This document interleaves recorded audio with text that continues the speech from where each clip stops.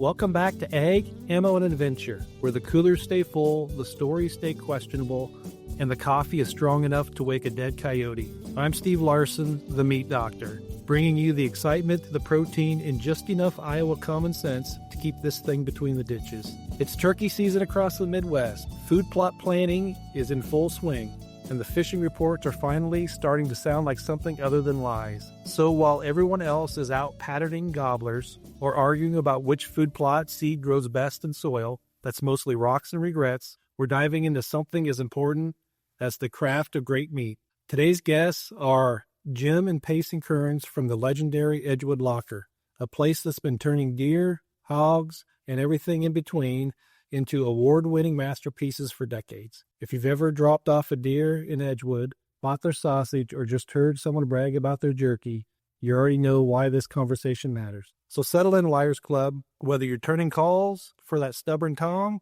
mapping out your food plots, or sneaking in a little early season fishing, this episode is packed with the real kind of meat knowledge that makes Iowa proud. Jim and Payson have stories, experience, and smokehouse wisdom you won't hear anywhere else. So let's get started. Welcome, Payson and Jim. How are you guys today? Doing very well. Thank you, Steve. So let's start to my right.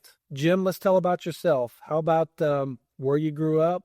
What got you into the locker business? And how's it been going?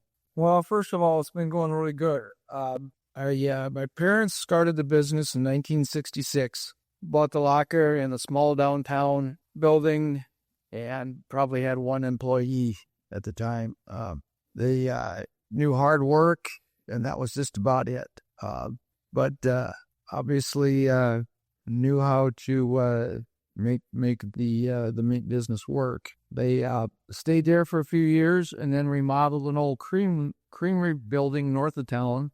And fast forward, me and my brother Terry, right out of high school, bought in the business in 1980, give or take a little. My parents were sharp enough to know that to get us involved financially, would be in it for the long haul, and it really worked. So neither one of us went to college. We pretty much went to work, Monday morning after graduation, just like we did every other day throughout our high school times. What made mom and dad want to own a locker or start a locker? Well, they were farming outside of town, renting a farm, and had a fire in the machine shed.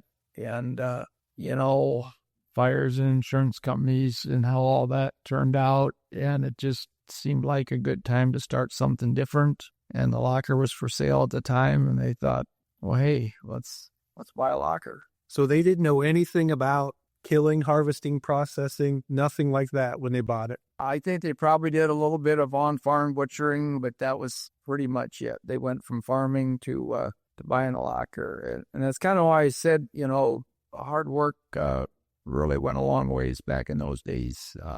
Nowadays it takes more expertise, which me and Terry done a good job of bringing our children in who have all that expertise. So they can take it to the next level is kind of where we're at. How old were you when they bought the locker? I think I was, we moved to town then when they bought the locker. I think I was 5, somewhere in that area. And I have just a couple memories of the original downtown building. And after we moved out of that building into an old creamery building that we remodeled, the original downtown building actually burnt down, with a Main Street fire that happened, many years ago. So it's kind of gone. But I just have a couple brief little memories of the original building. Is the creamery building still around? The second place? Yeah, it's still there. Ironically, we put a lot of additions on it. And the original guy that bought it from us ran a chainsaw repair shop out of it. He remodeled half of it, and he lived in half of it, and ran a repair shop in the other half, and was very successful. And now I think it's pretty much all living space, with a shop. So it served its purpose for us, but we outgrew it and moved on. We built this building in 1997 originally. How long did it take to build this building that we're currently in the first time? in 97. In 97, yep. I'm guessing it was over the winter. I remember, I have one memory when they put the rafters up. It must have been, 30-mile-an-hour winds and 20 below zero. And there was a crew of guys out there setting rafters. And I just remember thinking, wow, there's some tough fellas there. And I don't remember when we moved in, sometime early summer. But, we worked out it all winter. They got it closed in. So I'm guessing 6 months or something. But. Did it? And do you remember capacity back then? Because I want to relate to capacity in 97 and then how you guys are today. I don't have the exact numbers, but, it was probably, 20 beef a week and 30 pigs or something. Yeah, so, yeah. Somewhere in that area. That's enough to keep you busy. Payson, let's learn about you. How are you doing? Grew up in Edgewood, Iowa. How long have you worked at the Locker? What have you been up to? Yeah, I grew up in Edgewood. I grew up living in Jim's house, actually. I remember being involved probably my entire life in one form or another, whether I was just distracting or doing small jobs. All the way up to graduating high school, working here when I wasn't involved in sports or school, and going to college, I went to Iowa State. We refer to Iowa State as the Harvard of the Midwest on this podcast. Oh, yeah. Sure. See, thank you, everybody. Still, weekends and stuff, coming back, working all through college, and after graduation, decided to come back full-time. In high school, was he cheap labor or was he expensive labor, Jim? That's a pretty good question. He was good labor. It was really good at the time because he had lots of friends that were good at unloading deer and throwing deer around, and we needed lots of muscle. So, I was to the point where I didn't really enjoy lifting deer every night, and he had lots of friends that would come and help out, and they would skin deer, and all weekend they would, do that kind of stuff. So it was really helpful to have their whole group of friends that followed along. So it worked out well. And they stayed your friend after they worked in the Locker? A few did. A few did. So you went to Iowa State. What'd you major in, and how did you like it over there? I majored in animal science. I love Ames. I love the school, love the culture of the place. Can't say enough about it. My entire family went there. I got 5 sisters who went there too. And wait a minute, you're one of 6 children and the only boy? That's correct. Yeah. How was it? I've got one daughter and she runs me ragged. I love her to death and she's awesome. I couldn't imagine having 5 daughters. It's been really good, and our oldest daughter Bailey is in the business also. Along with my niece and nephew. So Luke and Katie. Back to the children. Jordy and myself just we didn't put up with a lot of drama. So if they brought girl drama home, we kind of put an end to it right away. So we never really had a lot of issues with the girls. It worked out really well. So Payson, what's the real story? I kind of just beat to my own drum. So where were you at in the 5 sisters? Were you toward the oldest, toward the youngest? As second oldest. Second oldest. Okay. So you went to Iowa State, graduated. Was the plan to always come back to the Locker, or did you think of doing anything else? I mean, I always thought of, doing this or that, tried other things, but, at the end of the day, no matter what I tried, every phone call at night was, I don't think it's going at the Locker. You be there this weekend. It was always still stuck in the back of my head, no matter what I was doing. Absolutely. Well, then at Iowa State, did you do anything with the meat lab or get involved with the meat lab or anything like that? I actually worked at the meat lab. Oh, did you? Yep. So worked closely with the staff there and other students and graduate students, and really enjoyed my time there. You have any, you're much younger than me, so when I was in the meat lab in the late 90s, early 2000s, there were places that you could take a nap and never be found. Was that still true when you were there? Yeah, I think above the maintenance office or mechanical room area, there was a hidden area up there we kick back. And I hope Terry Hauser's listening so he can go check that space just to see if anybody's taking a nap right now. Yeah. I think they call it Fort Lambshank is what the name of it was. Oh, I'm glad things don't change that often, All right, so parents bought it. Did they still farm when they bought the Locker? Do you still have the farm that the parents had? No, when they bought the Locker, in 1966, they got out of the farming. Okay.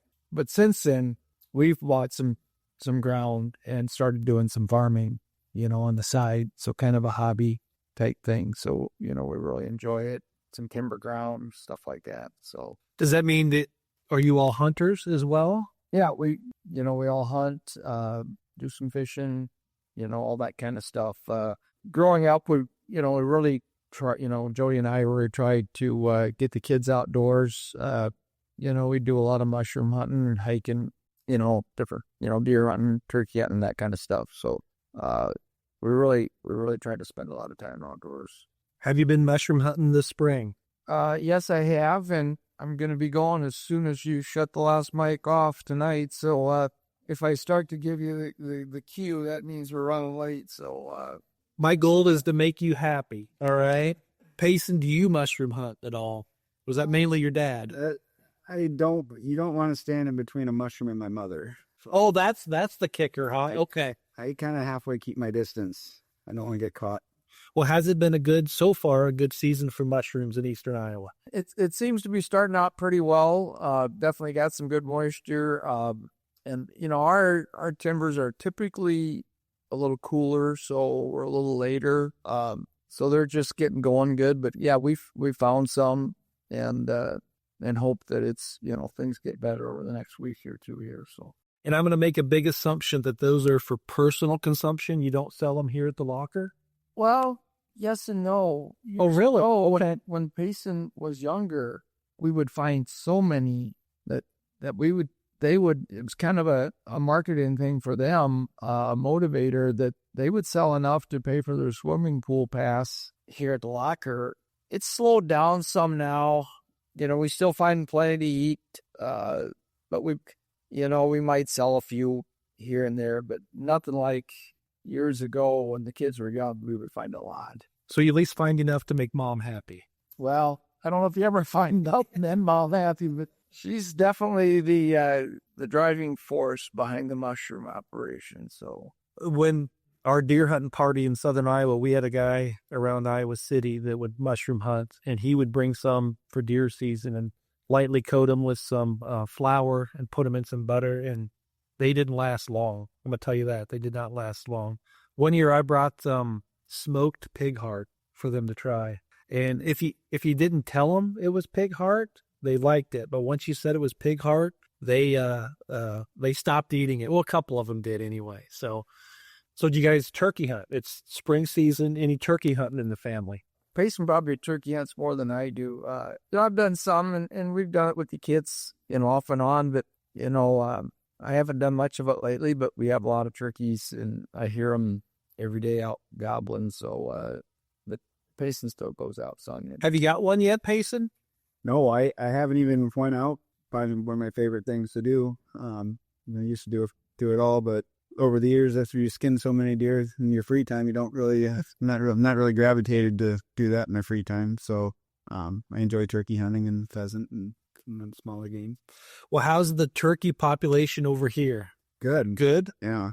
I think there's one less that got hit by my truck not too long ago, but that's about my extent so far this season. Well, you're just like me. I've got it on the list to go turkey hunting, but work and activities have kept me from turkey hunting so far. Will you get out this year? Do you think you'll have time to get out? Yeah. Yeah. So yeah, and we've been pretty busy these last few weeks, but hopefully by fourth season I'll get out. Good. And you said fishing as well. So let's cover all the spring activities, right? Have you been out fishing yet? Yeah, we have a nice pond in the family.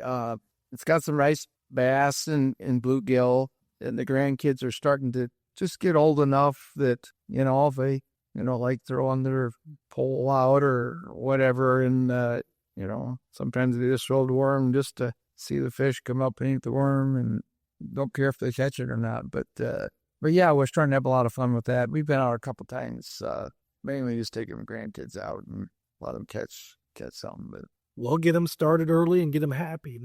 That'll get them fishing for all their life, Yep. So let's talk about the locker now. So I've got a tour of the locker, but when I got here, and it was phenomenal. We talked about the original and then the creamery, and then you built this one in 1997.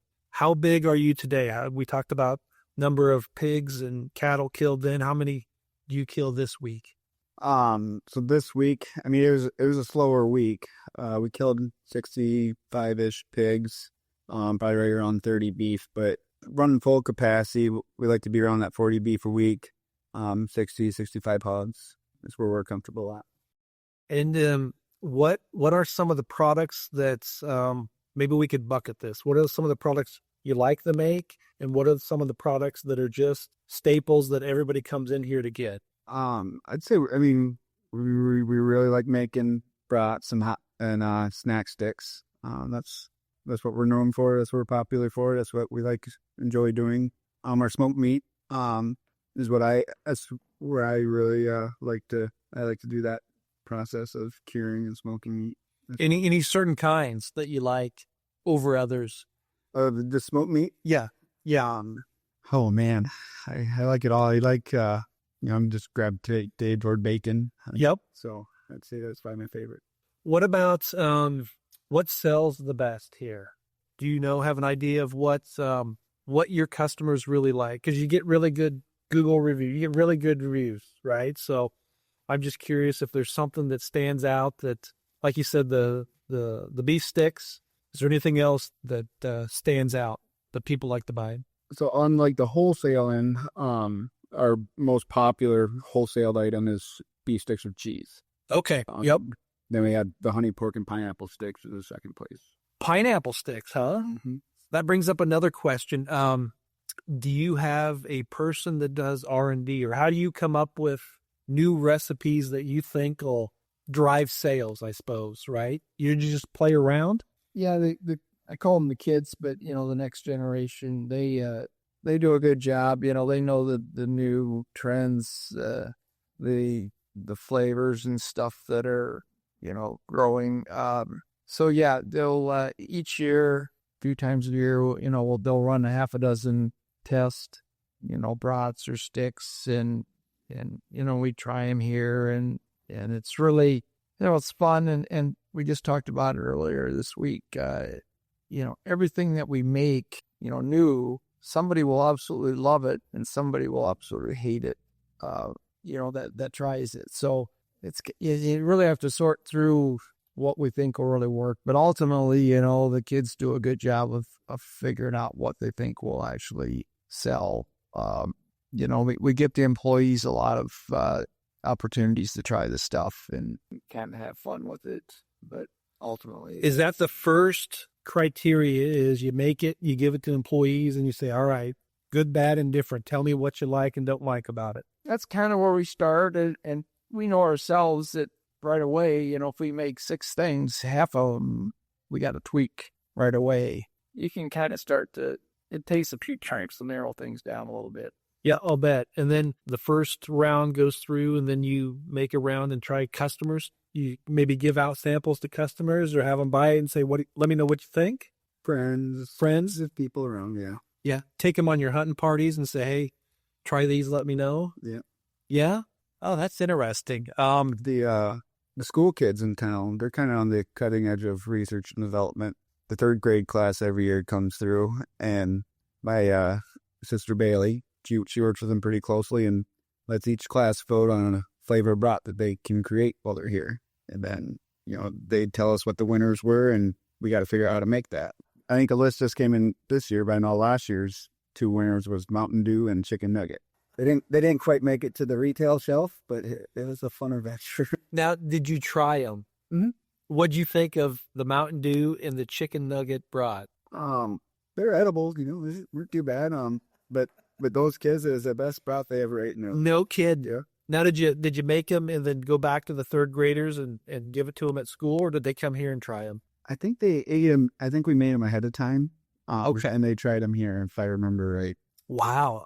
That is an interesting combination. Part of me scared that a 3rd grader knows about Mountain Dew. Yeah. Terrifying. Wow. Well, then that begs the question, has one of those flavors made it through 3rd graders to sales? Did somebody come up with just a great idea? Not yet, but we're not counting them out this year. Absolutely.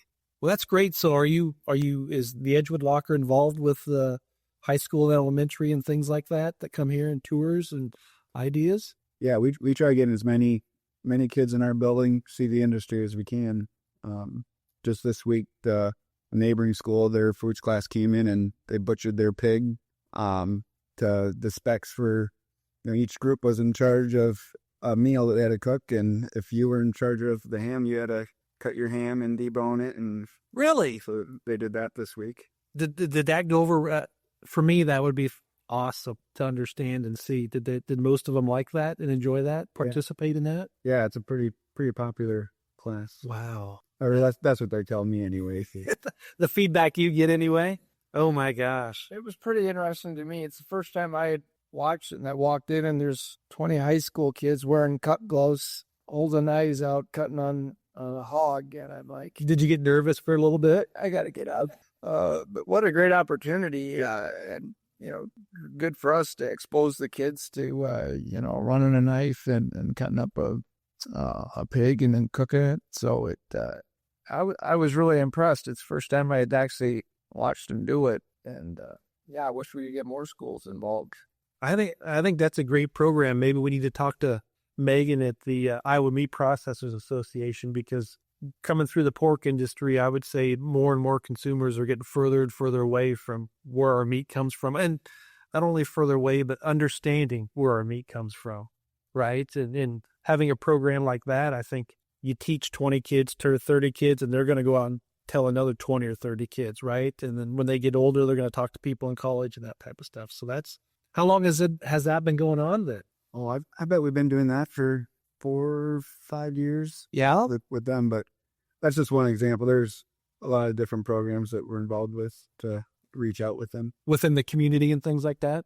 Oh, that's great. Wow. I was part of an Iowa State grilling class on Saturday, and they had 18 people there. They drove anywhere from 3 hours to 30 minutes to get there. And there were 4 people that had never grilled before. And they were just amazed of how easy grilling is. So I'm all about these educational classes. Well, now let's transition into deer season. That seems like it is a busy time for you guys. Can you help our listeners understand what deer season means to the Edgewood Locker? How many deer do you guys get in on average for deer season? On average, we always close to that 4,000 whole hide-on deer number. This year we're about 3 short of 4,000. So 4,000 hide-on deer carcasses. Yep. Are there that many deer in this area? No, not anymore. Good answer. See how good the spring goes for us. Oh my gosh. And then do you also take deer, boned out deer? So deer meat, does that come in as well? Yep. That probably doesn't equate to the same number, right? No, I don't know how many, actual deer that comes from, but I think this morning they said that we had 200,900 pounds of boned out trim that in total that came in the door, separate from the whole deer. Oh, separate from the 4,000. Oh, already boned out trimmers. I'm stunned right now. Wow. What's the number one deer product that gets requested that you guys make? I think it's probably jalapeno and hot pepper cheese sticks, or the pineapple sticks. Yeah. Summer sausages. But he would try to offer a variety of deer products. I remember the days where, when we started making summer sausage or cheese, somebody'd come in and they'd end up with, 200 pounds of summer sausage or cheese. And ultimately they'd be sick of it by the time they got it finished. So we learned real quick that you try to encourage them to, 10 pounds of this and 10 pounds of that. And so they don't get tired of one thing. So we make a large variety of products. It's tough for us on the processing end, but ultimately, they've got to get it cleaned up in their freezer. So that's the goal, I guess. So that's where we're at.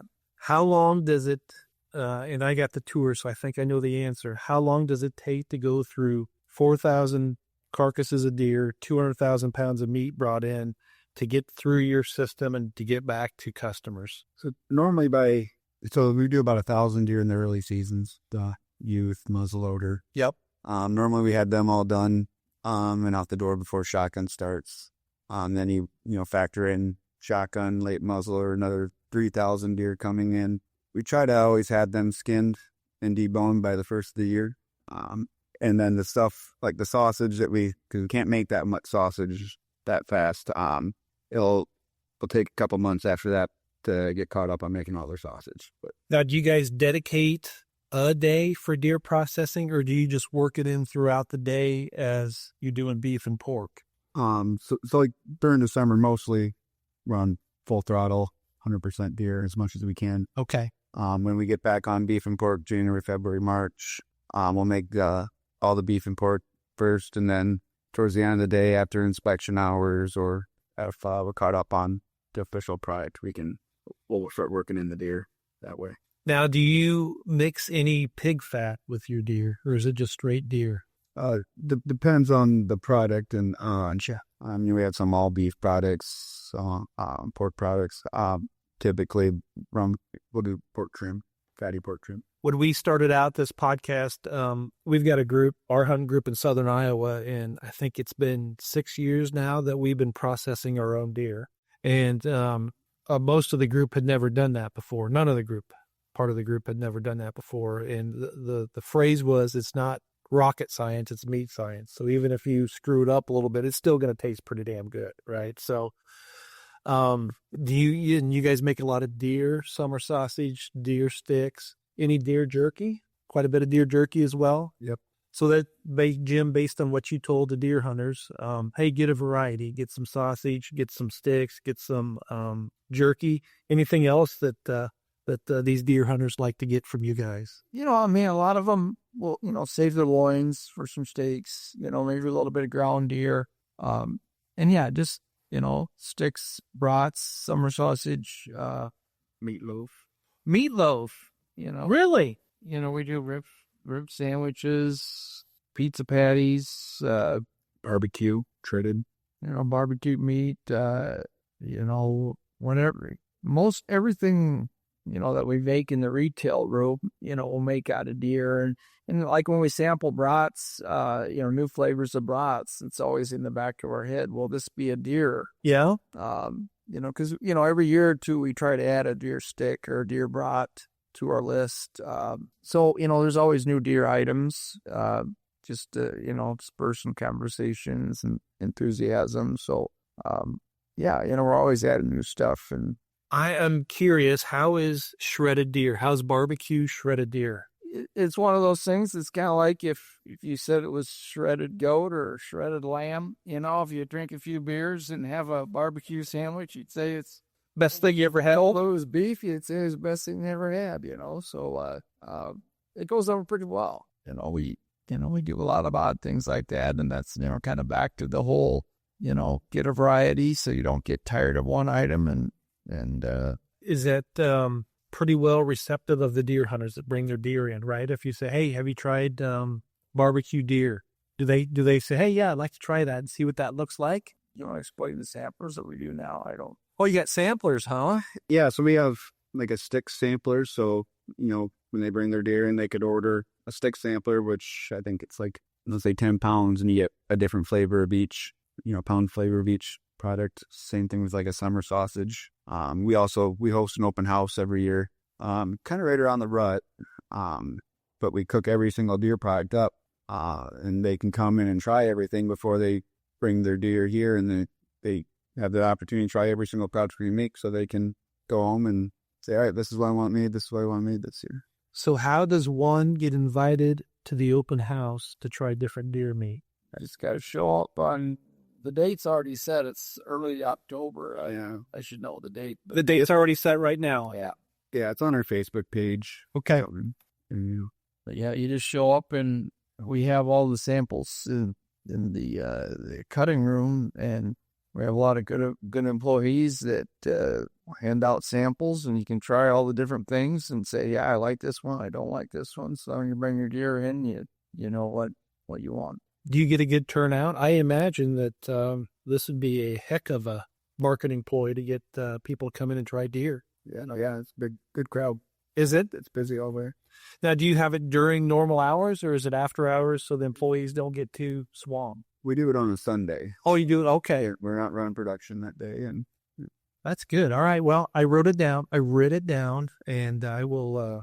We're gonna have to talk about that. We may be up here during deer sampling day. Is that what you call it? Deer sampling. Well, and you have some Deer hunter open house. Okay. And we have some vendors come in, and also, some gun dealers and bow dealers, things like that.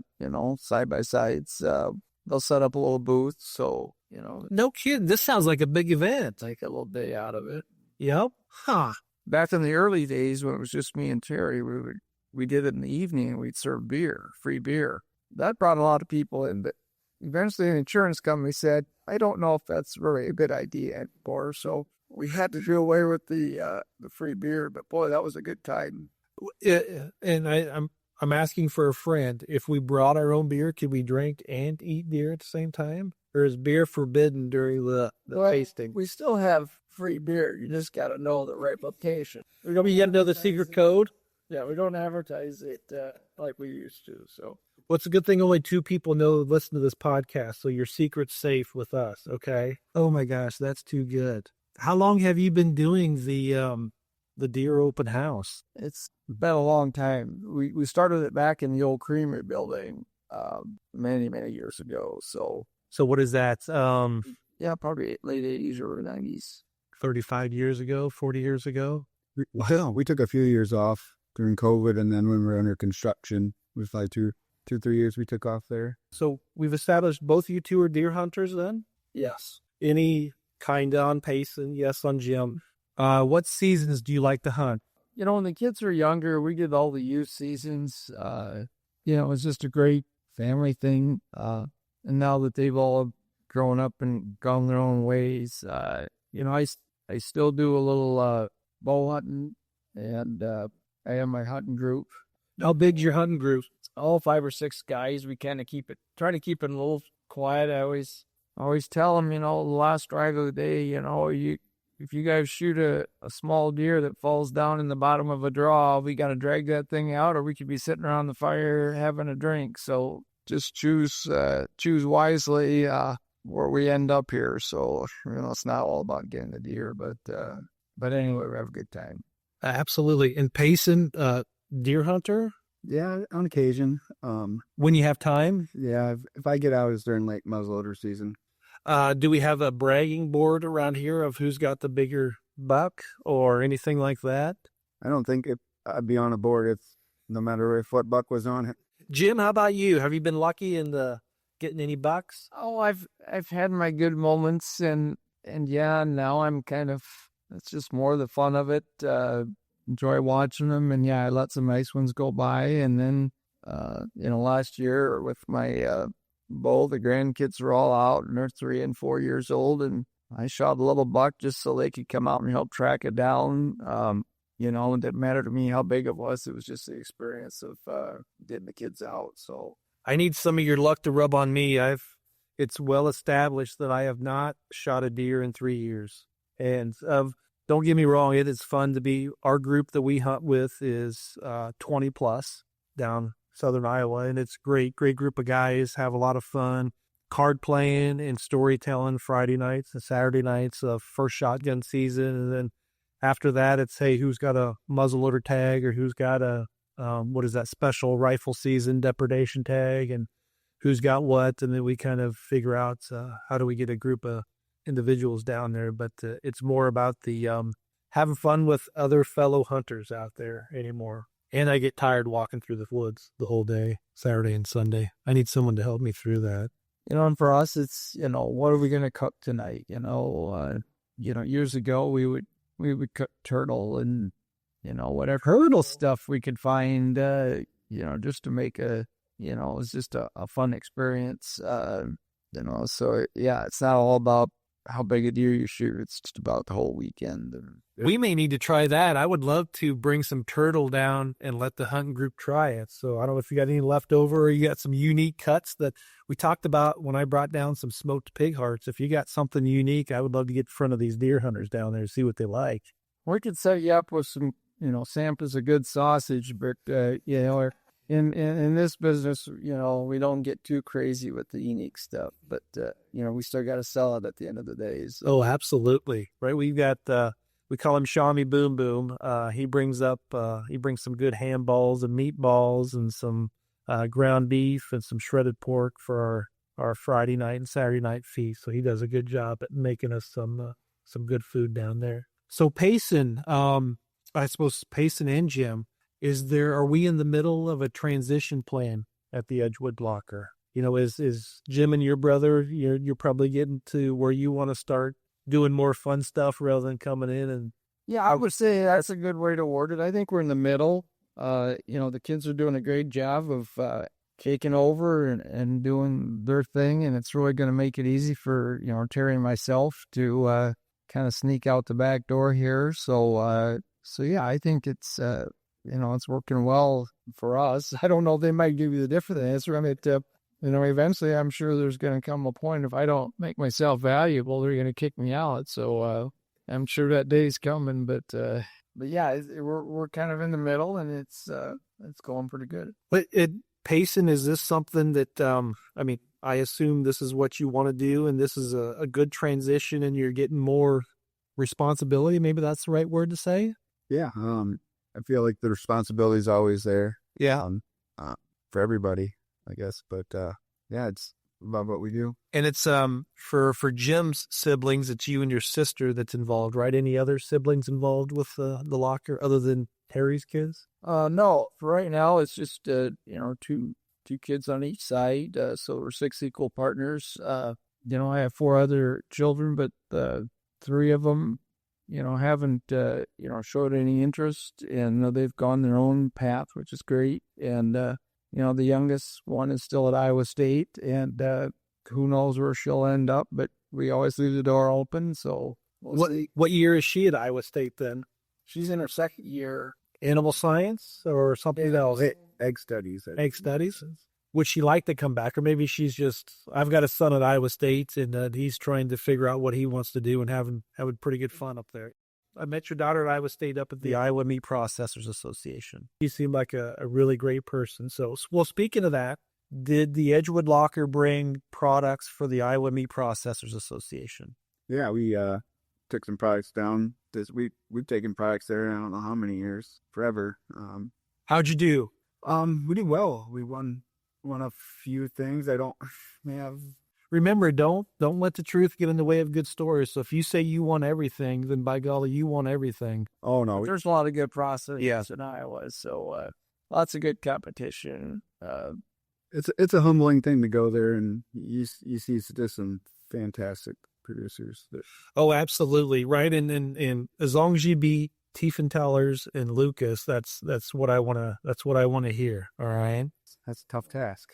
Well, you're supposed to say it's easy. Come on now. Well, again, when I was at Iowa State and helped out with the Iowa Meat Processors, I told this story up there. The newbies got put on the pate or the liverwurst, the Braunschweiger line. So at the end of the day of eating all that type of stuff, all that salt, my fingers swelled up a little bit, and I had to drink a lot of beer to help equilibrate my body after a long day of eating Braunschweiger and some other salted products. Can imagine. But was it a good meeting up there? I came from the association world, so I see the value in associations like Iowa Meat Processors and things like that. Was it a good conference up there for you guys? Yeah, we've been, Jordan and myself have been going, since we were in high school, so like 6 years ago, probably for our first year, I suppose. Well, you look like you're 24, 25, so don't let that fool you. So yeah, we actually started going, and my parents were really good about getting us involved, and we went to convention every year, and for a lot of years that was our family vacation. Oh, really? Yeah. It was a good time, and we made a lot of good friends and met a lot of people and learned a lot of stuff. And that was one of our few learning experiences. To go to convention and go to the short courses and the suppliers and the equipment people. So it was really good. That's great. Payson, did you like it? Have you been going for the past 5-10 years up to the Iowa Meat Processors Association? Yeah, I'd say from the time I was a kid, because that was our vacation too.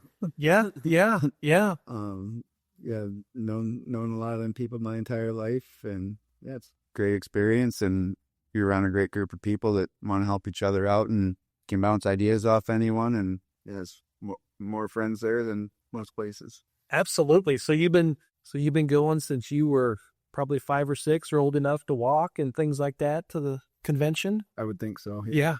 Wow. Well, I'm curious. We'll come back to this, but I would love to know what products you did well at the convention, or maybe you've got the list in front of you. We placed with our jerky, restructured, our frankfurters or wieners, our bone-in ham, center cut smoked loin. That was at the Iowa show. Yep.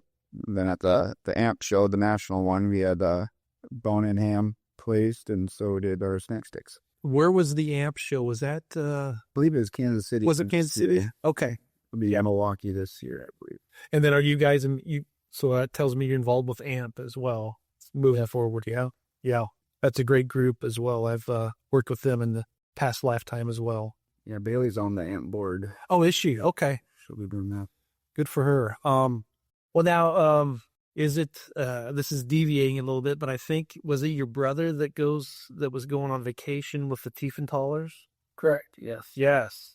So is there, and on the podcast, we like to stir up rivalries. Is there any rivalries between the Edgewood Locker and Tiefenthalers? You have to ask my brother that question. I try to stay out of that. They obviously do a good job, so I'm not going to. They do. I'll stir it up for you. Next time I'm over there in Holstein, I'll let them know that they need to work a little harder, and we'll see what comes out of that. Yeah. So we had some good brats over here, so that are not skinless. Yeah. We make grill brats in Orgy's diet, so. I love that. I'm going to definitely come with that with a smile on my face, Jim. All right. Obviously, he's pretty successful doing it, so I can't say too much. No, I know he's a good guy. They're a good facility over there, and they've got a good product, obviously, right? So Payson, what's the future hold then for the Edgewood Locker? What are you thinking? Oh man, blue sky. There's so many opportunities. We got such a great team of people here, that great processors, great butchers and cutters, that let's see where it takes us, but right now, we're just trying to put out the best, safest, best quality product we can, and see how much of it we can do. I would say you're doing one heck of a job. Heard nothing but accolades about the Edgewood Locker up here. How big is Edgewood as a city? We're right around 900 people. No, not very big. I grew up in the town about 900 people, so it's just big enough, but not too big to not know everybody, right? Yeah. Well, that's good. So as we're getting toward the top of the hour, any new products coming down, any new news coming down, anything that you would like to share with the group of the Liars Club, as we call them? Oh, gosh. You guys threw some new products out. I don't know. Have you? You got some new products coming out? We've been sampling a bunch of stuff. We're working on some new brats for this summer. We're in that process right now. We did like a buffalo blue cheese brat. That was pretty tasty.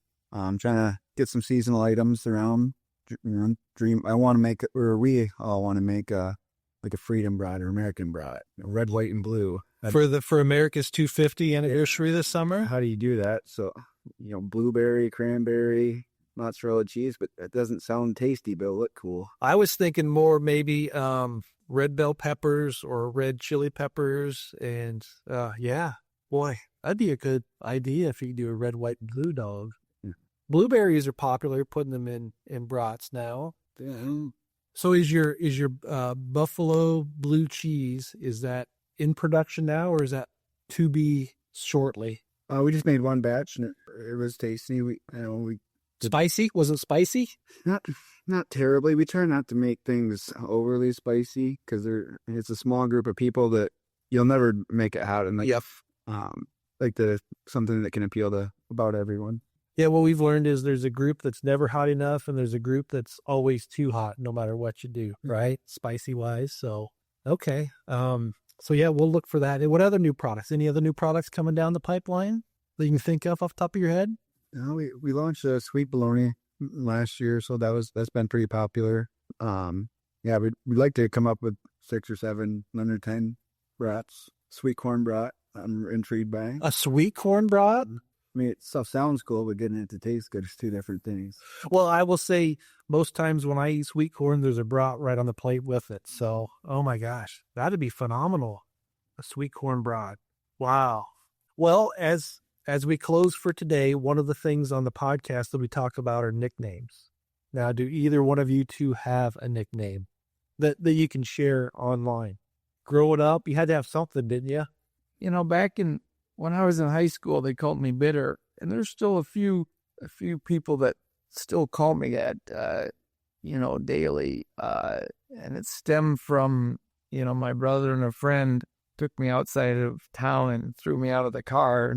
And yeah, I got a little bit pissed off, and they said I was being bitter, and yeah, I probably was. So I don't know. That's, I still have a few people call me that, but that's about it. Bitter, huh? There's probably some worse names, but they don't call them those days. That's your thing. Payson, how about you? Growing up in the locker, you got to have some type of nickname, don't you? A lot of people just call me by my initials because it's shorter than my name, and people that don't know my name call me Mason or Jason or... Oh, Payson's not a very common name, is it? Not really, no. Oh, my gosh. Okay, well, we're going to have to come up with a nickname for you at some point in time throughout this podcast. We'll have to think about it. Well, if people are interested in getting product from the Edgewood Locker, where do we direct them to as we close up shop here? How do they get product from the Edgewood Locker? Oh, I think we got around 160 retail locations that sell our products, not all of them. We have capability shipping. We have a retail location here on site, or somebody driving the locker that's doing a podcast. We have them bring home with that. I've got a big truck I could haul. Can they order? Is there any online ordering or anything like that? Or do you need to come here and pick it up? Mostly coming here and picking up or going to one of the retail locations. And how big's your retail footprint out there, guys? Probably around 150-ish miles. Okay, from Edgewood, about 150 miles. Is it in Ames yet? Because I love Ames as well. Not that I know of in Ames, but I think we're close to having a spot where we might already be there around Ankeny.